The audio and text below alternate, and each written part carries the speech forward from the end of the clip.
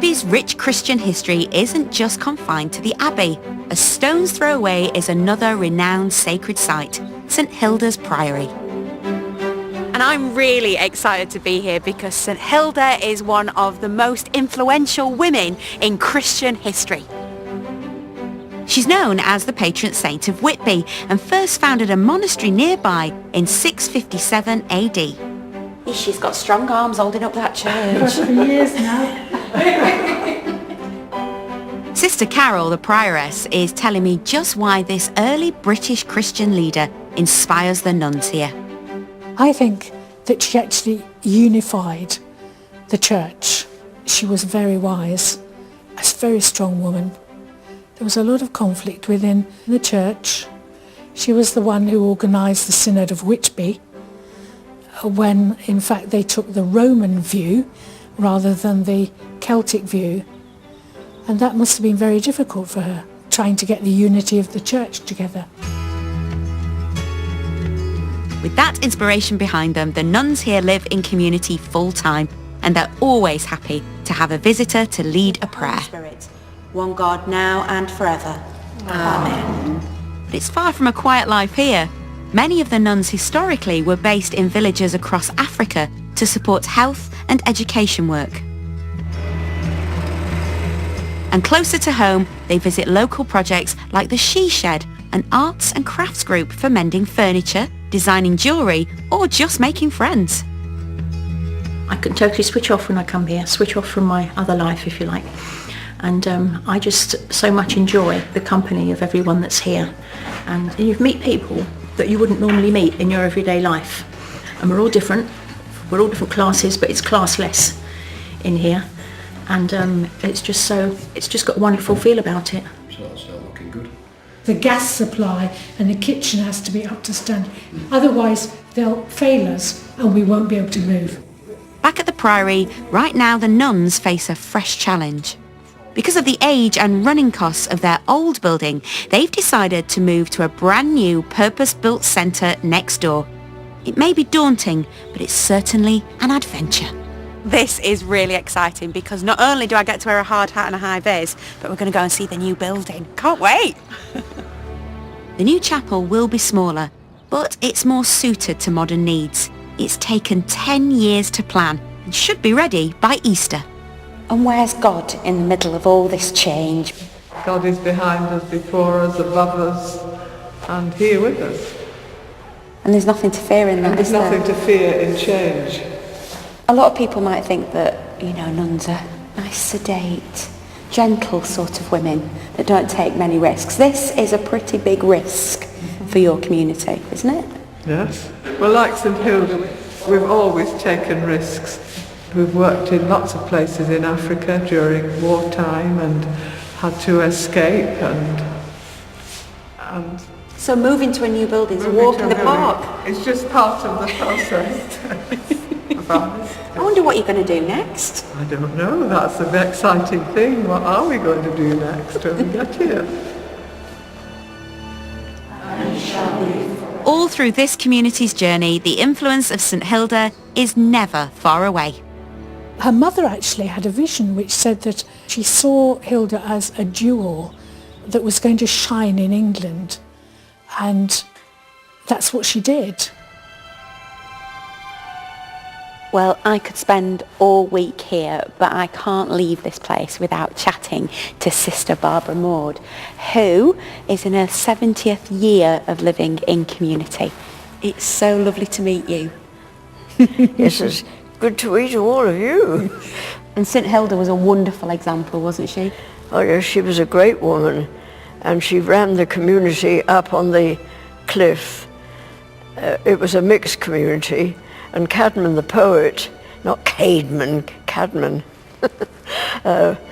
was under her influence and served in her monastery. And yes, she was a great woman.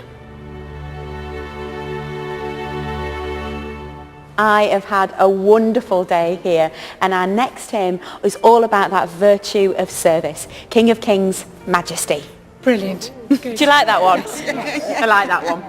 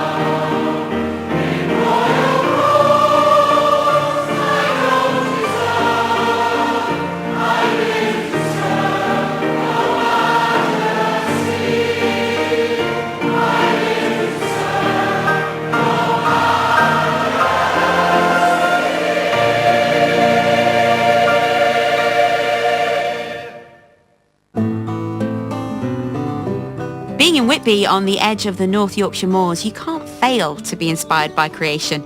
Our next song, based on Psalm 23, celebrates God's presence in surroundings like these. It's sung by two of Radio 2's Young Choristers of the Year.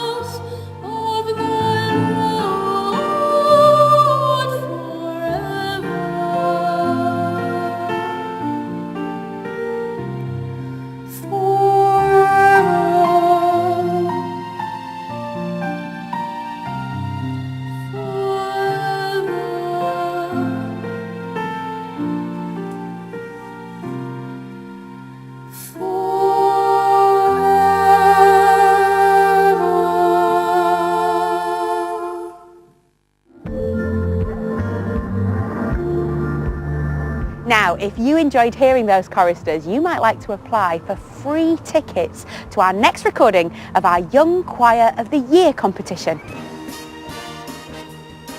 It takes place in Bolton on March the 9th and 10th, and full details are on our website, bbc.co.uk/Songs of Praise.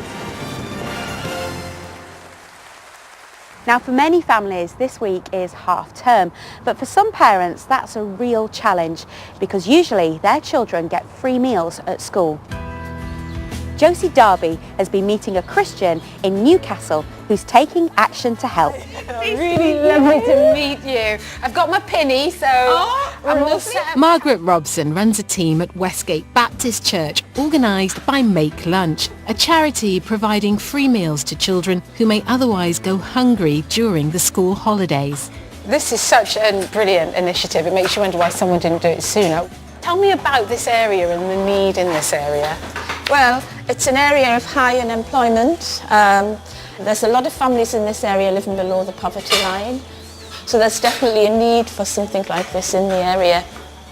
And you understand that need personally, don't you? Yes, I mean, I grew up in this area and actually I know what it's like to be hungry in the school holidays.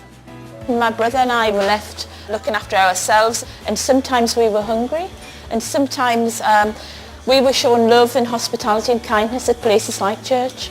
So when the opportunity came up for me to do Make Lunch, I just jumped at it because it's my way of giving something back.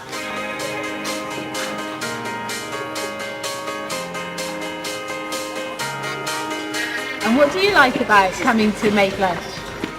I got blue quiz then of course biscuits. Yeah, they do good biscuits, don't they? Yeah.